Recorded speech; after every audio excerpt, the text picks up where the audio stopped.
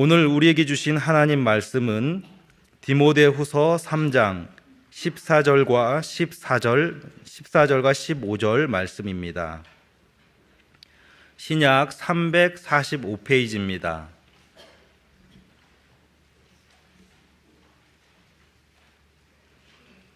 제가 봉독하겠습니다. 그러나 너는 배우고 확신한 일에 거하라.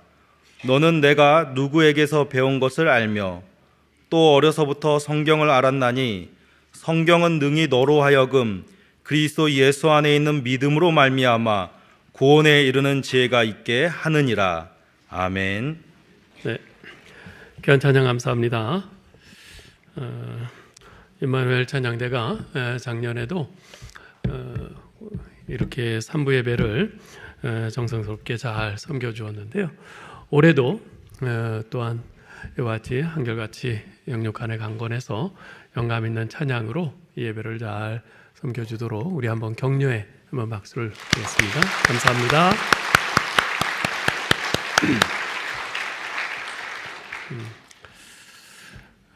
예, 오늘 신년 첫 주일입니다.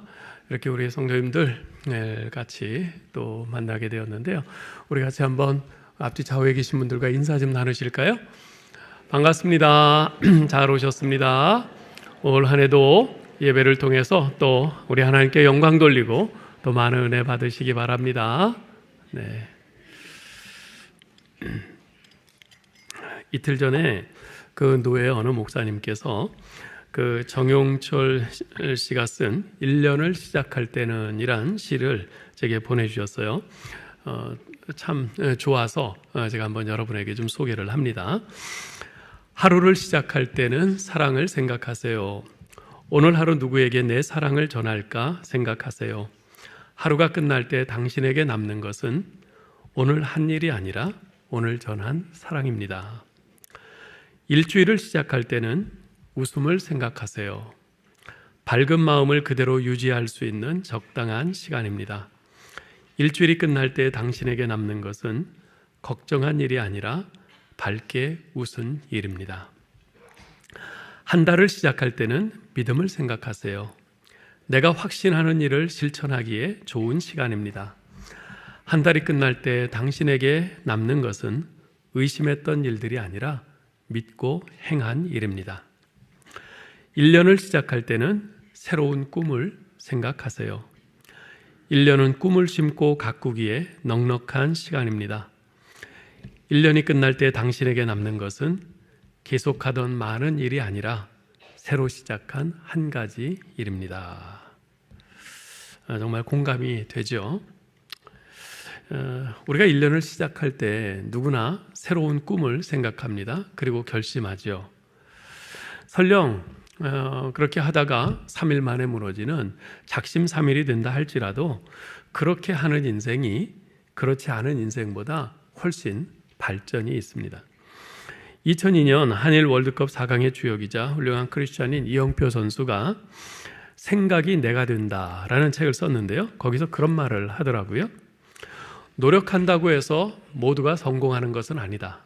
그러나 노력한 만큼 발전한다. 그것은 틀림없는 사실이다. 맞는 말이죠. 그죠? 노력한다고 다 성공하는 것은 아니에요. 그렇지만 노력한 만큼 발전합니다. 성장합니다. 이건 틀림없어요. 그렇기 때문에 우리는 새해를 맞으면서 새로운 꿈을 생각해야 하는 것이고 결심하고 노력해야 하는 것이죠. 그것은 개인뿐만 아니라 교회도 마찬가지입니다. 그래서 교회에서는 새 모든 교우들이 함께 꿈꾸고 노력해 나갈 새 목표를 표어로서 압축해서 표현을 합니다. 우리 지난 2023년의 표어가 무엇이었죠? 네. 아직 기억하시죠? 다음 세대를 위해 디딤돌을 놓는 교회였습니다. 올해의 표어는 뭘까요? 믿음의 뿌리를 든든히 내리는 교회. 다시 한번 해볼까요? 믿음의 뿌리를 든든히 내리는 교회. 오늘은 신년 첫 주일이기에 올 한 해 우리 교회의 모든 성도들이 함께 꿈꾸고 도달하기 위해서 함께 노력해야 할 이 표어에 대해서 설명을 드리려고 합니다. 2023년, 즉 작년 4월 18일 3년 2개월간 지속된 코로나19로 인한 사회적 거리두기가 마침내 해제되었습니다. 코로나19 상황이 공식적으로 종식된 것입니다. 그러면서 각 교회마다 이제 코로나19로 인해서 교회를 떠났던 교인들이 드디어 모두 교회로 돌아오겠구나 하는 기대에 부풀었었습니다. 하지만 그런 기대는 곧 실망으로 바뀌고 말았죠. 각 교회마다 60%에서 80% 정도밖에 회복되지 않은 겁니다. 20%에서 많게는 40% 정도의 교인들은 여전히 교회로 돌아오지 않고 있는 거죠. 그에 대해서 분석한 결과 여러 가지 해석들이 나왔는데요. 최종 결론은 뭐냐면 코로나19 기간 동안 많은 성도들의 신앙이 흔들리고 약해졌다는 겁니다. 코로나19라는 쓰나미가 몰려오기 이전 별 어려움이 없이 평탄했던 때에 그저 주일에 교회에 출석하는 숫자에만 현혹이 되어서 교인들의 신앙 상태를 제대로 잘 살피지 못했던 안일함이 이런 결과로 나타난 거죠. 특별히 신앙생활에 있어서 이 코로나19 기간 동안에 그리고 그 이후로도 여러 가지 새롭고 특이한 양상들이 나타났는데요. 그중에 대표적인 것 2가지만 좀 소개를 해드리려고 합니다. 첫째는 플로팅 크리스찬들이 많이 생겼어요. 이 플로팅 크리스찬이란 붕 떠있는 크리스찬이란 말입니다. 코로나19를 겪으면서 신앙생활의 양태가 많이 달라졌죠. 매주 교회에서 활동하고 예배와 모임에 참석하던 분주한 크리스찬들의 우리 신자들의 활동이 멈춰졌어요. 상황적으로 교회를 못 나오지 않았습니까? 현장 예배에 아예 막혀 있기도 했고요. 그래서 그 이전까지 교회 중심의 신앙생활에 익숙했던 많은 신자들이 붕 뜨게 된 겁니다. 이런 현상을 표현하는 단어가 바로 이제 플로팅 크리스찬인데요. 붕 떠 있는 크리스찬, 여기저기 떠도는 크리스찬, 뭐 이런 뜻이죠. 이들은요, 코로나19로 인해서 비록 신앙생활 자체는 포기하지 않았지만 더 이상 예전에 가졌던 그런 고정적인 패턴의 신앙생활, 즉 교회 중심의 신앙생활, 교회에 나와서 예배드리고 교회에 나와서 성경 공부하고 교회에 나와서 교제하고 하던 이런 교회 중심의 신앙생활에 더 이상 얽매이지 않고 자유분방한 그런 형태의 신앙생활을 추구하게 되었다는 거죠. 2번째 양상은 하이브리드 철치의 등장입니다. 이 하이브리드 철치는 뭐 다른 말로 표현을 하면 온라인 철치, 온라인이 아니에요. 온라인이 아니라 온라인 이제 철치라고 그렇게 말을 할 수가 있는데요. 코로나19로 인해서 교회 예배당의 문이 닫혔을 때 이에 대한 교회의 반응은 2가지로 나뉘었습니다. 한쪽은 무슨 일이 있어도 감옥에 가는 한이 있어도 현장 예배를 고수해야 한다는 입장이었고요. 다른 한쪽은 국가 방역과 성도들의 안전을 위해서 온라인으로 가정에서 뭐 인터넷이나 방송으로 예배를 드려야 한다는 입장이었습니다. 거의 4년이 지난 지금 많은 교회들은요, 여전히 현장 예배와 온라인 예배를 병행하고 있습니다. 또한 코로나19 이후에도 온라인 예배를 드리겠다는 그런 교인들의 참여 의향은 점점 확대되고 있는 이런 추세입니다. 특별히 다음 세대들은 더 이상 현장 예배와 온라인 예배를 어떤 대립적인 개념으로 보지 않아요. 옳고 그름의 문제로 바라보지 않습니다. 그러면 이 온라인 예배와 오프라인이 어떻게 다른가?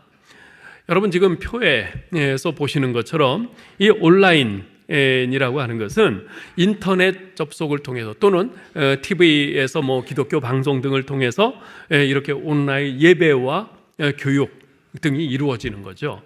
반면에 오프라인은 현장 예배, 교회에 와서 얼굴과 얼굴을 대면해서 함께 예배드리고 함께 교육하고 함께 교제하는 것입니다. 이 온라인은 필요 기반의 공간이라고 할 수 있어요. 무슨 말인가 하면은 실제로 그렇잖아요. 교회 현장 예배 드리는 것이 아예 딱 막혀 있었기 때문에 그렇다고 예배 드리지는 않을 수 없고, 그래서 교회에서 어떻게 했어요? 교회에서 뭐 목사와 장로님들 몇 분만 이렇게 겨우 참석을 해서 예배를 드리는 거예요. 그것을 방송으로 찍어가지고 그것을 인터넷으로 송출하고 그렇게 할 수밖에 없었잖아요. 이건 필요에 의해서 생긴 거예요. 우리가 하려고 해서 한 것이 아니라 어쩔 수 없는 상황에서 필요에 의해서 그렇게 생긴 것이 이 온라인 사역이란 말이죠. 오프라인은 어떻습니까? 이것은 열망 기반의 공간이라고 할 수 있어요. 온라인으로도 얼마든지 예배 드릴 수 있지만 어떻습니까? 갈수록 온라인으로 집에서 예배 드리는데 처음에는 그래도 복장을 바로 하고 뭐 일어났다 앉았다 순서에 따라서 그렇게 다 했지만 시간이 갈수록 점점 느슨해져요. 그렇죠? 방송 켜놓고선 딴 일 하다가 뭐 설교 듣다가 또 뭐 전화 오면 전화도 받고 뭐 이러지 않아요? 이래선 예배가 안 된다. 이래선 예배가 안 된다.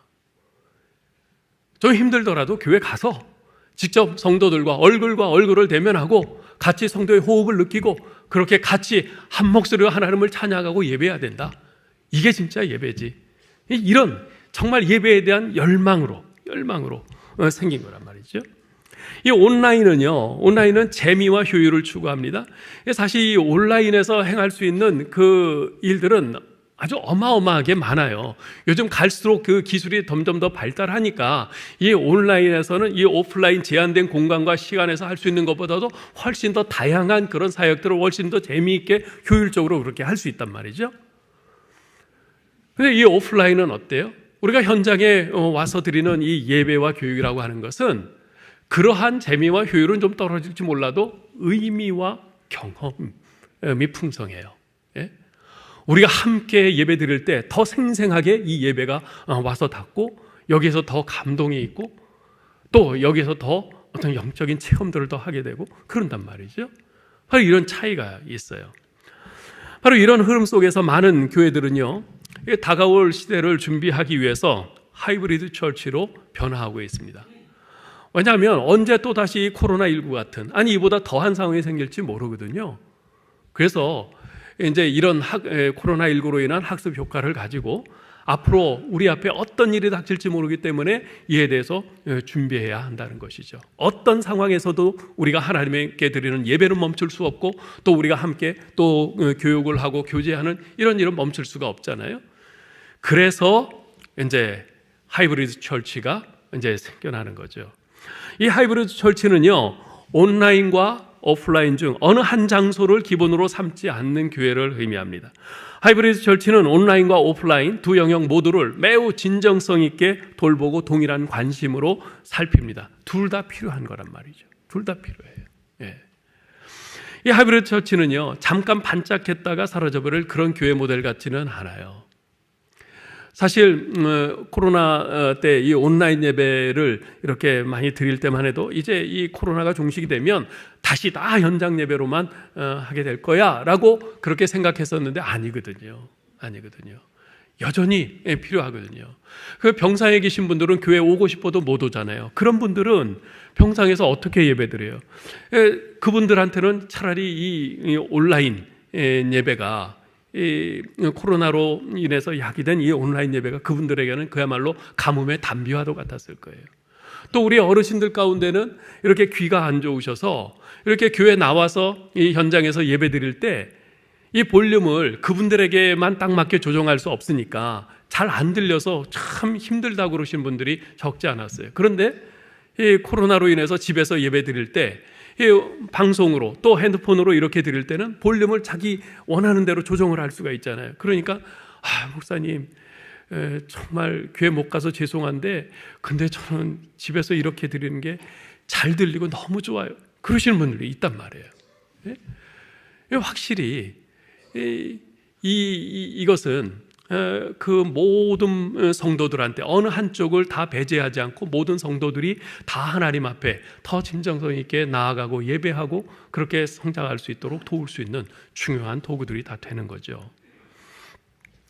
이 가상과 현실의 결합이 더욱 가속화되고 우리 교인들의 삶의 영역 또한 폭발적으로 이렇게 확장됨에 따라 교회는 온라인, 오프라인 모두를 유기적으로 연결시키면서 어떤 상황에서도 우리 예배는 멈출 수 없고 우리가 결코 양보할 수 없는 이 복음을 우리가 선포하고 변증하고 할 수 있는 이런 노력을 계속 해나갈 수 있는 거죠.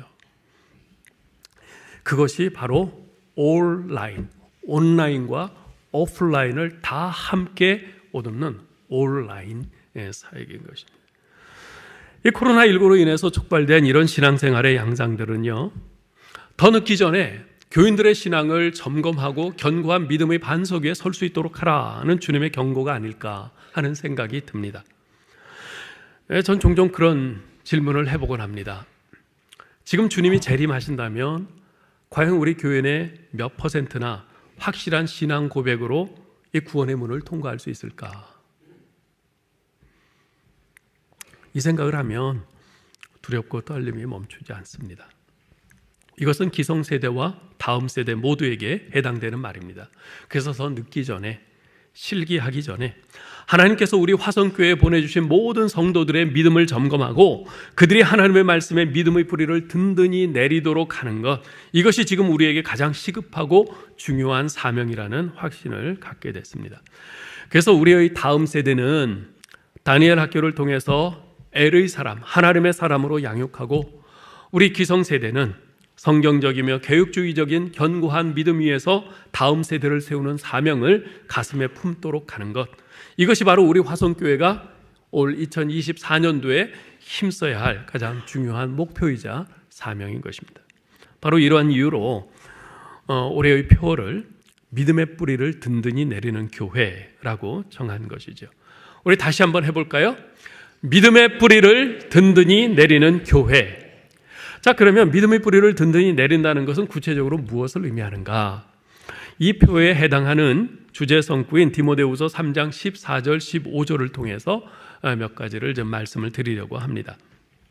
디모데후서는 사도 바울이 순교하기 직전에 로마 감옥에서 자신의 사랑하는 영적 아들인 디모데에게 쓴 서신입니다.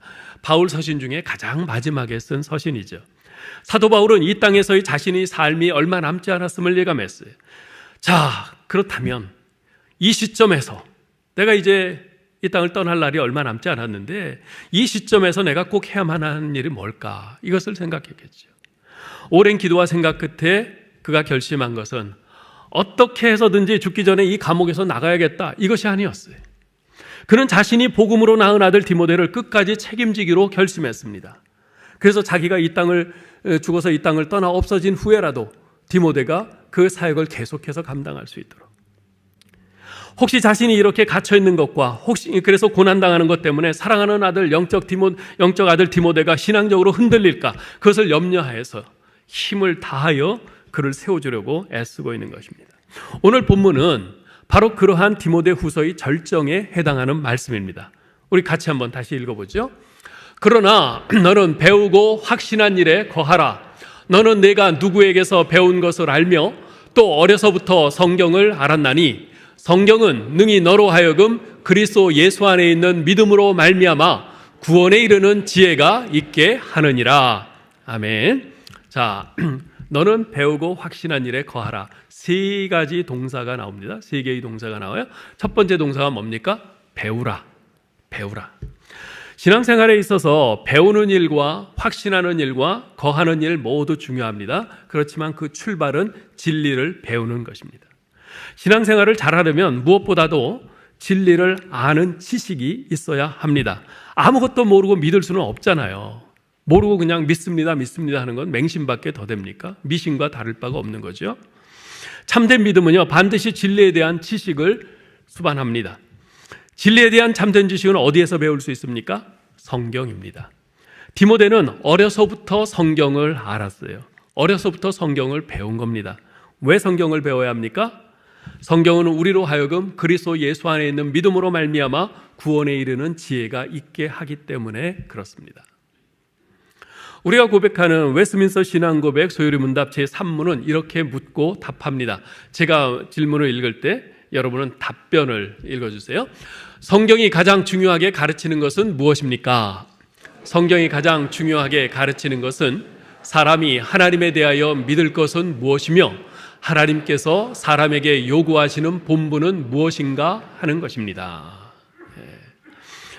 여러분, 이 세상에 우리가 알면 인생을 살아가는데 매우 유용한 수많은 지식들이 있습니다.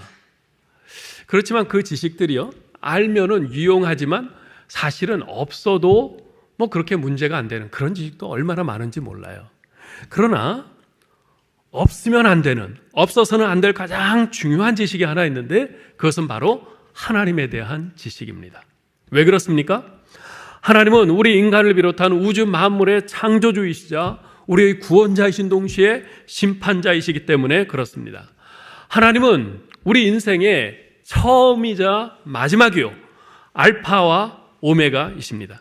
따라서 이 세상의 모든 지식을 다 가지고 있다 해도 하나님을 모르면 그 인생은 꽝입니다.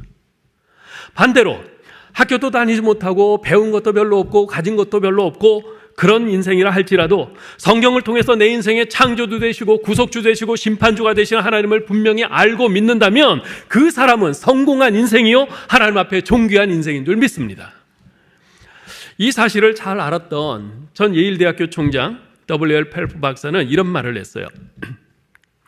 나는 대학 교육이 얼마나 중요한지 잘 압니다. 그러나 성경 교육이 없는 대학 교육보다는 차라리 대학 교육이 없는 성경 교육이 인간을 더 고귀하게 만든다고 믿습니다. 맞는 말이죠. 그래서 솔로몬도 전도서 12장 1절에서 너는 청년의 때에 너희 창조주를 기억하라, 엄중히 경고한 것 아니겠습니까? 너희 청년의 때에, 이건 꼭 청년만 말하는 것이 아니라 우리에게 아직 생명 호흡이 붙어 있어서 우리가 활동할 수 있을 때에 이 말입니다. 우리가 살아있는 동안에 창조주를 기억하라는 거예요. 왜요? 창조주 되신 그분이 우리의 영혼을 재창조하시고 구속하시는 구속주가 되시며 그분이 또한 장차 다시 오셔서 이 세상을 심판하실 심판주이시기 때문에 그렇습니다. 그래서 창조주를 기억한다는 것은 바로 구속주도 되시고 심판주도 되시는 그분 앞에서 내가 어떻게 살 것인가, 이것을 고민하게 만들고 결단하게 만들기 때문에 그렇습니다. 자, 그러면 성경이 이렇게 중요한데, 이렇게 중요한 성경을 배우려면 어떻게 해야 할까요? 성경을 배우려면 어떻게 해야 되죠? 읽어야죠. 가장 기본적이고 중요한 것은 읽는 것입니다. 성경을 읽는 거예요. 매일매일 부지런히 읽는 것입니다. 제가 여러분에게 권하는데요, 여러분 성경을 하루에 5장씩은 꼭 읽으시면 좋겠어요. 5장씩. 5장 읽는데 얼마나 걸릴까요? 20분이면 족합니다. 좀 긴 장은 25분. 25분이면 하루에 5장은 충분히 읽어요. 자, 근데 왜 하필이면 5장인가? 4장은요, 창세기부터 해서 쭉 순서대로 하루에 4장씩 읽어가시기 바라요. 그리고 한 장은 교회에서 여러분에게 매주 나눠드리는 성경 읽기 문제 있지 않습니까? 그 성경 읽기 문제는 하루에 한 장, 거기에 표시된 성경을 읽고 거기에 주어진 문제에 답하는 거예요. 어렵지 않아요. 굉장히 간단합니다. 그렇게 해서 5장이에요. 네?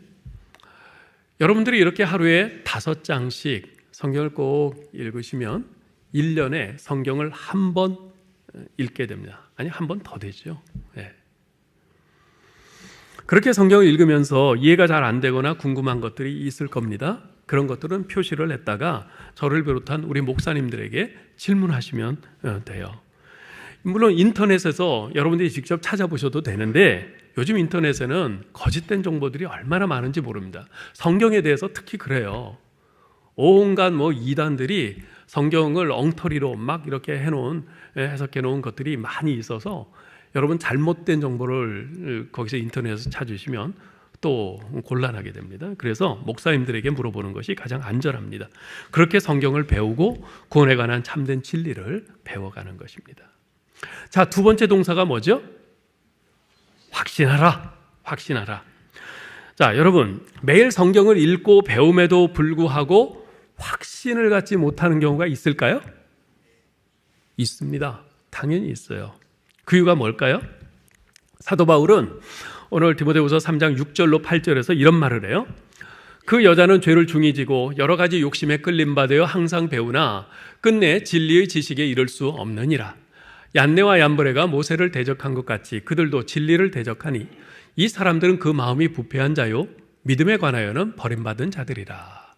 사도 바울은 그 교회 안에 있는 어떤 여자를 예를 들어서 이야기를 하는데 항상 배운대요. 항상 배운대요. 부지런히 매일 성경 읽고 배우는 거죠.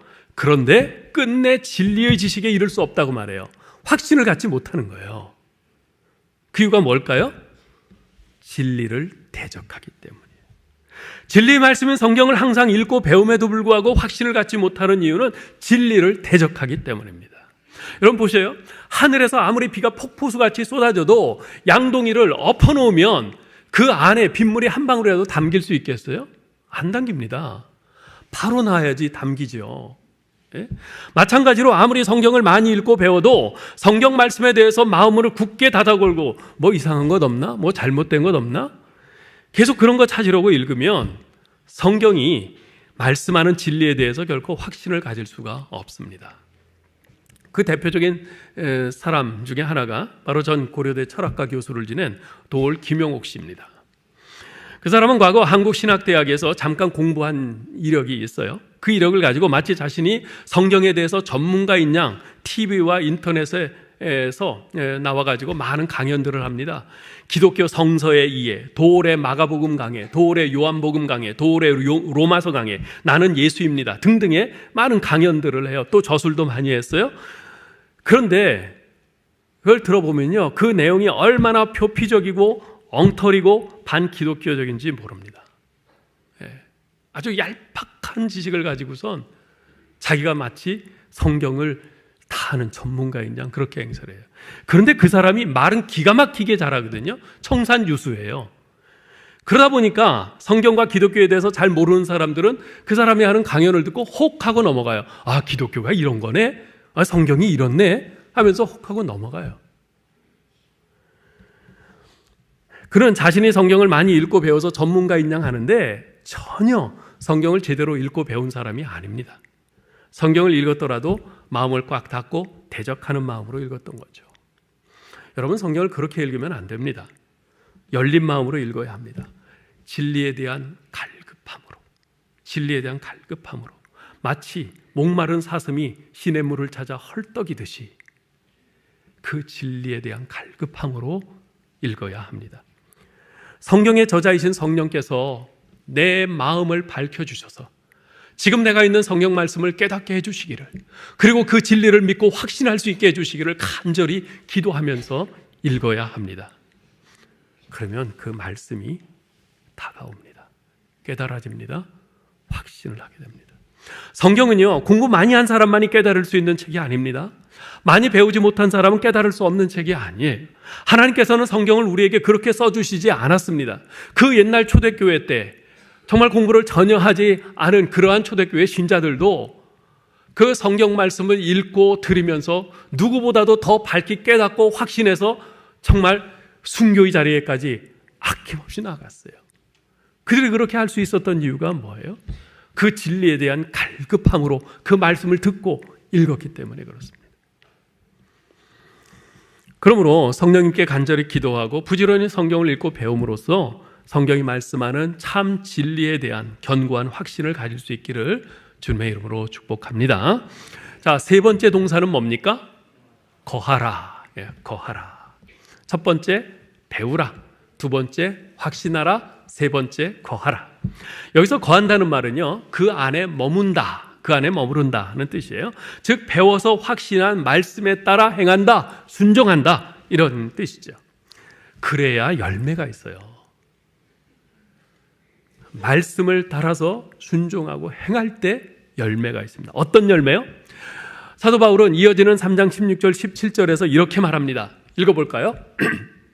모든 성경은 하나님의 감동으로 된 것으로 교훈과 책망과 바르게 함과 의로 교육하기에 유익하니 이는 하나님의 사람으로 온전하게 하며 모든 선한 일을 행할 능력을 갖추게 하려 함이라. 아멘. 여러분, 우리가 성경을 읽고 배우고 우리가 확신하게 되면요, 그 성경 말씀이 우리에게 교훈을 줍니다. 우리를 책망합니다. 우리를 바르게 해요. 우리를 의로 교육합니다. 그렇게 해서 결국 어떤 열매가 맺어지게 하냐? 하나님의 사람으로 온전하게 되는 열매가 맺어지게 합니다. 온전한 하나님의 사람이 되는 열매가 맺어지게 해요. 또한 모든 선한 일을 행할 수 있는 능력의 열매를 맺게 합니다. 그런데 많은 신자들이 안타깝게도 마치 바람에 나는 겨와 같이 살아갑니다. 성경을 읽고 배우지만 배운 말씀대로 행하고 순종하려 하지 않기 때문에 그렇습니다. 성경을 읽었어. 나 오늘 몇 장 읽었어. 나 오늘 성경 공부 참석했어. 오늘 무슨 말씀 배웠어. 이것으로 만족하고 거기에서 멈추기 때문입니다. 여러분, 우리가 성경을 읽고 배우는 목적이 뭡니까? 배운 말씀대로 행하고 순종함으로써 나의 신앙 인격이 변하고 더욱 온전한 하나님의 사람이 되어가기 위함 아니겠어요? 그런데 거기까지 나아가려 하지 않는 겁니다. 그 이유가 뭘까요? 읽고 배운 말씀대로 행하고 순종하는 것이 결코 만만하지 않기 때문에 그렇습니다. 하나님의 말씀은요, 때로는 내 속에 깊숙이 감춰져 있는 죄악을 지적함으로 나의 수치스러운 민낯이 드러나게 합니다. 때로는 내가 원치 않는 것을 하도록 요구합니다. 때로는 내가 원하는 것을 포기하도록 요구합니다. 그래서 말씀대로 행하고 순종하는 것은 자주 고통을 수반합니다. 희생이 따라요. 바로 그때가 고비입니다. 바로 그 지점에서 입술을 꽉 깨물고 굳게 결심하면서 순종하면 그 고통 뒤에 오는 놀라운 기쁨의 열매를 맛볼 수 있는데, 많은 신자들이 그 고비를 넘기지 못하고 안 돼. 그렇게 해서 내 인생이 뭐가 안 돼. 난 손해보고 말 거야. 난 망하고 말 거야. 안 돼. 난 그렇게 못해. 안 할래. 그러면서 지레 포기합니다. 세계적인 명문인 영국의 옥스퍼드 대학에는 러스킨의 길이란 길이 있습니다. 그 길에 그 이름이 붙게 된 유래가 있어요. 옥스퍼드 대학의 교수이자 비평가인 러스킨은 어느 날 폭우가 막 쏟아지는 가운데 강의실로 향합니다. 그런데 그 강의실로 가는 길이 이렇게 잘 포장이 되지 않은 길이에요. 그래서 비가 쏟아지니까 막 진흙탕, 엉망진창이 돼버렸어요. 그래서 발이 푹푹 빠져서 걷기도 힘들 정도였죠. 어떻게든 이제 가서 이제 잠시 후에 강의실에 도착을 했는데, 이 러스킨이 빗방울을 털면서 학생들에게 묻습니다. 여러분은 왜 경제학을 배우고 있습니까? 그러자 한 학생이 일어나서 수업 시간에 배운 대로 대답을 합니다. 자신과 다른 사람에게 이익을 주기 위해서입니다. 그러자 러스킨 교수가 이렇게 말합니다. 저는 지금 오는 동안 길이 좋지 못해서 애를 먹었습니다. 이 강의실로 오는 길은 하나이기에 여러분들도 분명히 그 길로 왔고 곤란을 겪었을 것입니다. 우리 함께 나가서 길을 고칩시다. 내 자신과 다른 사람들의 이익을 위해. 이 러스킨 교수가 그렇게 권위와 위험을 모두 벗어던지고 강의실을 힘차게 나가자 학생들이 모두 뒤를 따라갔어요. 그래서 그 비가 쏟아지는 와중에 그들은 그 길에 갔다 돌을 깔고 자갈을 깔고 그렇게 해서 비가 와도 진흙창이 되지 않고 걸어 다닐 수 있는 길을 만들었어요. 그 뒤 옥스퍼드 대학에서는 새로 난 그 길을 러스킨의 길이라고 이름을 붙인 것입니다. 여러분, 만약 우리가 진리의 말씀인 성경을 매일 부지런히 읽고 배워서 확신하며 말씀대로 행하고 순종함으로 그 말씀 안에 거한다면 우리의 인생에도 우리의 이름으로 명명된 수많은 러스킨의 길이 생기지 않겠습니까? 하나님께서 우리 인생에서 보고 싶어 하시는 것이 바로 그런 것 아닐까요? 그저 그냥 교회만 왔다 갔다 하는 것이 아니라 정말 교회에 왔다 가는 우리의 삶에 바로 그로 인한 어떤 자극과 또 감동과 또 도전과 변화가 있어서 그로 인해서 우리의 인생이 행하는 길에 수많은 이런 러스킨의 길과도 같은 이런 변화의 길들이 생기는 것, 그것이 우리 주님께서 보고 싶어 하시는 것 아니겠어요? 그때 우리 인생은 얼마나 자랑스럽고 영광스러울까요? 사랑하는 성도 여러분, 올 2024년은 하나님께서 우리에게 또 한 번의 기회로 열어주신 새해입니다. 그런데 우리가 살아가는 이 땅은 어떻습니까? 온갖 거짓과 왜곡된 가치관이 난무하는 세상이지 않아요? 만약 우리가 배우고 확신한 일에 거함으로써 믿음의 뿌리를 든든히 내리지 않으면 우리는 거짓으로 가득한 이 세상의 쓰라미에 휩쓸려가고 말 것입니다. 여러분, 지금 경제가 위기다, 경제가 문제다라고 하는데 경제가 우리를 살리는 것 아닙니다. 정치가 문제다 하는데 정치가 우리를 살리는 것 아닙니다. 왜냐하면 우리 싸움은 혈과 육에 대한 싸움이 아니라 바로 하늘에 있는 악한 영들과 싸우는 영적인 싸움이기 때문에 그렇습니다. 오직 하나님의 말씀이요 유일한 진리인 성경 말씀을 잘 배우고 확신하여 그 안에 거할 때 우리는 이 세상의 쓰나미에 휩쓸리지 않고 오히려 이 세상에 도전해 나가며 승리할 수 있는 줄 믿습니다. 아무쪼록 오늘 신년 첫 주일에 이 말씀을 가슴에 새기고 굳게 결심하심으로써 믿음의 뿌리를 든든히 내리는 여러분과 여러분의 가정 그리고 우리 교회가 될 수 있기를 주님의 이름으로 축원합니다. 사랑하시는 하나님 아버지, 저희에게 이 새해를 허락하시고 오늘 이 새해 첫 주일 예배를 드릴 수 있게 하심을 감사합니다. 하나님, 올 한 해 우리 앞에 어떤 일들이 놓여 있을지 저희는 알지 못합니다. 그러나 한 가지 분명한 것은 우리가 참된 진리의 말씀인 하나님의 말씀이 이 성경 말씀에 우리 믿음의 뿌리를 든든히 내리고 배우고 확실한 일에 거하지 않으면 늘 기회를 노리며 우리를 넘어뜨리게 하려는 이 세상의 악한 권세에 그 쓰나미에 휩쓸려 가고 말 것이라는 사실은 분명히 압니다. 아버지 하나님, 아무쪼록 우리가 이 새해 첫 주일에 이 말씀을 들으면서 결심한 것들을 지켜나가게 하여 주옵소서. 배우고 확신한 일에 거하는 이 한 해가 되게 하여 주옵소서. 믿음의 뿌리를 하나님의 말씀에 든든히 내리고 그 말씀에 의해서 말씀의 기준 삼아서 말씀이 명하는 대로 나아가고 멈추는 저희들 되게 하여 주옵소서.